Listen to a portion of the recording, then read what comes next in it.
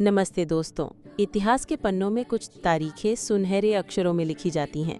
ऐसी ही एक तारीख थी 6 जून 1674, जब रायगढ़ के किले पर छत्रपति शिवाजी महाराज का भव्य राज्याभिषेक हुआ। शिवाजी महाराज एक सार्वभौम हिंदू संप्रभु के रूप में स्थापित हुए। ये केवल एक राजा का राजतिलक नहीं था, बल्कि सैकड़ों वर्षों की गुलामी के बाद एक स्वतंत्र हिंदू साम्राज्य की हुंकार थी।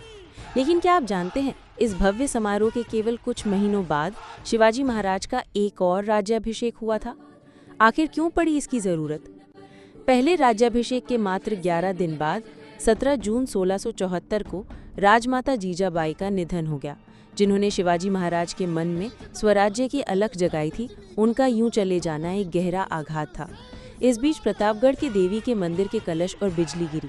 इन घटनाओं को राज्य के लिए एक बड़ा अपशकुन माना गया। प्रजा में और सलाहकारों के बीच चिंता की लहर दौड़ गई। उसी समय निश्चलपुरी गोसावी नामक एक प्रसिद्ध तांत्रिक संत ने ये विचार सामने रखा कि पहला राज्याभिषेक वैदिक विधि से तो हुआ है, लेकिन शायद कुछ तांत्रिक बाधाएं रह गई हैं। उनका मानना था कि राज्यों को हर तरह के संकट और अपशकुन से बचाने के लिए तांत्रिक विधि से भी अभिषेक करना आवश्यक है। शिवाजी महाराज, जो अपनी प्रजा की भावनाओं का सम्मान करते थे और राज्य की स्थिरता को सर्वोपरि मानते थे, इस सुझाव से सहमत हुए। उन्होंने सभी वर्गों को संतुष्ट करने और राज्य पर मंडरा रहे किसी भी अमंगल को दूर करने का निश्चय किया, और इसीलिए 24 सितंबर 1674 को निश्चलपुरी गोसावी के मार्गदर्शन में छत्रपति शिवाजी महाराज का दूसरी बार तांत्रिक विधि से राज्याभिषेक किया गया।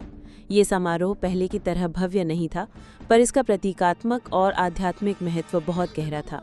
शिवाजी महाराज के 2 राज्याभिषेक उनकी दूरदर्शिता, राजनीतिक समझ और अपनी प्रजा के प्रति गहरे सम्मान का प्रतीक है। ये घटना हमें सिखाती है कि सच्चा नेता वही है जो हर चुनौती का सामना करता है और अपने लोगों के विश्वास को बनाए रखता है। ऐसे ही अद्भुत जानकारी के लिए अपना चैनल सब्सक्राइब करें